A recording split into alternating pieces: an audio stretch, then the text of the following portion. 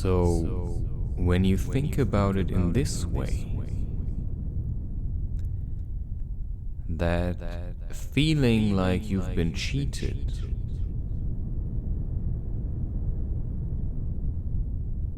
means that in a way you are holding on to the idea that somebody cheated you, while that is a way of pushing away the responsibility of your contribution to the situation as it is. For in order for somebody to cheat you, you had to possibly be ignorant of the fact that they were trying to cheat you. And in this sense, when you find yourself in a relationship or at an end of a relationship or at an end of a friendship, and you're trying to hold on to it, it is going to make you very angry, because when you're trying to hold on to something that wants to go, there's a lot of frustration involved. So the concept of letting go means to accept responsibility for the situation as it is, and then to let it go. So you've accepted it. This is the way it is. And now I let it go. And so it can flow down, whatever rivers it wants to flow down.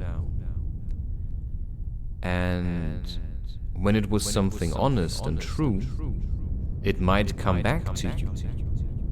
Only instead of running after it, you can wait for it to come to you. Or maybe you simply have to live your life and follow all kinds of streams. And maybe one day you find yourself in a situation and suddenly, seemingly out of nothing, what you have wanted all this time is right there.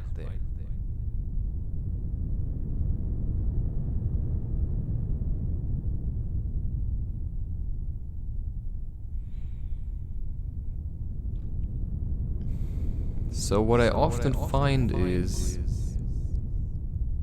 that I stop breathing because I'm trying to hold on to thoughts. And that makes me feel anxious.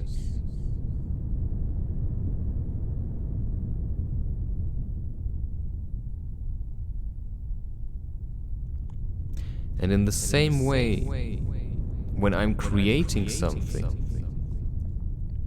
be it a song or something else, even feelings can be created in a certain way. You can recreate a feeling. Maybe you want to feel how you used to feel, so you keep eating the same kind of foods. And that may introduce all kinds of negative aspects into your life. It's like drinking coffee, because maybe you feel a certain way, and you want coffee to alleviate your state of mind. But on the long term, coffee is going to make you more acidic. And that means at the same time you're holding on to a feeling from the past and you're trying to recreate it in the same way that you got to it. And that's of course the flaw that many people have when they use psychedelics. They try to keep ingesting the psychedelic agent that they came across and that gave them a certain feeling. And they keep doing that over and over again. And because they are so stuck to the method of doing that they don't realize that they don't even get the feeling anymore. Or maybe that the feeling that they first got out of it isn't as good as they thought it was. It was just relatively better than what they had before. And that's why when you find yourself in a situation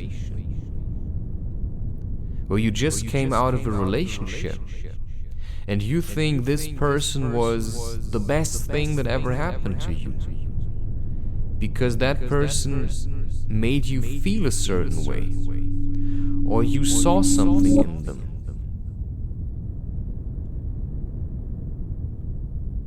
that just means that it was relatively better than everything you had before. And that means, if this relationship just seems really toxic, there's no way to hold on to that. Because even if that person is your soulmate or whatever, well, right now they're not. Because what you got out of being with that person is toxic. So if you are resolute on being with someone, then you have to stay true to that. And then you have to suffer the consequences. And the consequences might be that you will never be with anybody else ever again, because you hold on to the idea that you want to be only with that person. But that person might move on already. That person might already be with somebody else. Because maybe they don't feel the same way about you. So, you can of course try to chase them. But I believe, now I brought the I into this, it's hard to always generalize everything. Because in that sense, of course, I'm only talking from my own experience. And that means, I can listen a lot to other people. I can get a lot of insights and wisdom from Alan Watts or from Ram Dass or from Terence McKenna. That's the ones that I mainly listen to. When I have a bad day, I listen to one of them. Or maybe I watch that video from Tash Sultana, her first bedroom recording, and it reminds me why I want to be creative and the feeling I get out of it. Because I sometimes don't see it in myself, the way it makes me feel to be creative, that it brings me to a place of love. The same thing that psychedelics do. Only by being creative, I work to get there. And that means that I can appreciate it much more. And that means I can somewhat change the circumstances, because suddenly I'm not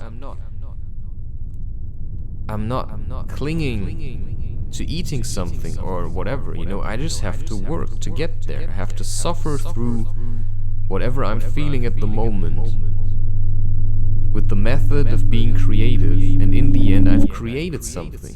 I can look at something. It's like giving birth. And that to me is all that matters at the moment. To be creative. To do something. Instead of sitting around and moping, I want to do something with my life. And that's why I create all this content. That's why I do all of these things. Because I want to be active, and I want to do what I feel like doing, which is sharing.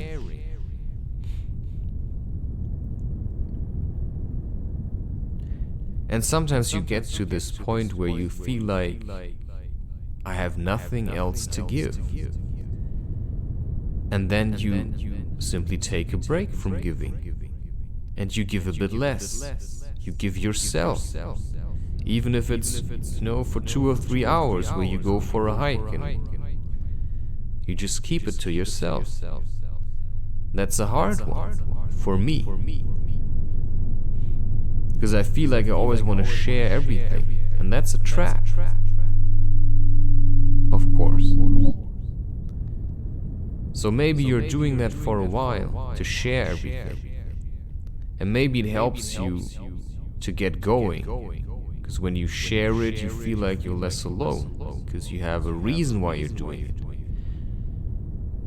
But that's a dead end also. Because the reason you're doing it should be because you felt like doing it and not because you wanted to share it. Because that means you're doing it for other people. But you should live also for yourself. And that's something important. So as much as I'm recording this to tell this to whoever wants to hear it, I'm also saying it to myself. Because I'm literally killing myself to produce content. Because I think that people are in a really bad place. I think that anybody who stumbles into my content must be in a really bad place. Because otherwise, why would they listen to it? So I cannot even see sometimes how beautiful the things are that I create. Because I start judging them. Because I feel like, I created them out of depression. So anybody who comes and likes this must be depressed as well. But, my depression got transformed into love. And now I'm talking again, and instead of just doing something else, I could be doing something else now. But what is there else to do? If this is what I chose to do, then why not do it if I feel like it? So, whatever you do, you have to be certain you really want to do it. Because if you're not certain, it's just gonna be a drag. It's like being in a relationship. You're just gonna be on and off and on and off and on and off and on and off. And that's gonna tear you apart. Because you're never really there. And every time you are there, you want to be somewhere else. And then sometimes you just have to accept that this is what you want. And once you choose something, something else can also settle into your life. So if you say, this is the life that I want, exactly like this, and you stick with it, then something else can show itself. Because now you finally settled on something and you stick with it. You're not like a wiggly fish anymore. No, you're like floating around. Because you stopped holding on to so much stuff. And you're more in flow. Right? It's like living life like a meditation. Doing everything with focus and intent. Right? I make content because I intended to do so. That means you're conscious about the process of making content. So if you just drink coffee without knowing what coffee does, you can't really know what you intended by drinking coffee. So, in the end, you just have to ask yourself the question, why am I drinking this coffee? And could I have done something else instead? Because on the long run, it's going to make me feel really miserable. Or it's going to keep me in the state of feeling miserable. Because maybe you're already so used to feeling acidic and angry that if you don't feel that anymore, you have no idea who you are. And that's the best place to be in. If you don't know who you are when you aren't angry, well, that's a good thing. So figure it out. Who am I? If I'm, if I feel good, if I'm happy, if I'm in bliss, who am I then? Because I already know who I am when I'm really angry. I already know who I am when I shout at people and when I push them away. So who could I be if I would open up and let them in? But also have boundaries. I don't want to let everybody in. But some people. But first, you have to open up to yourself.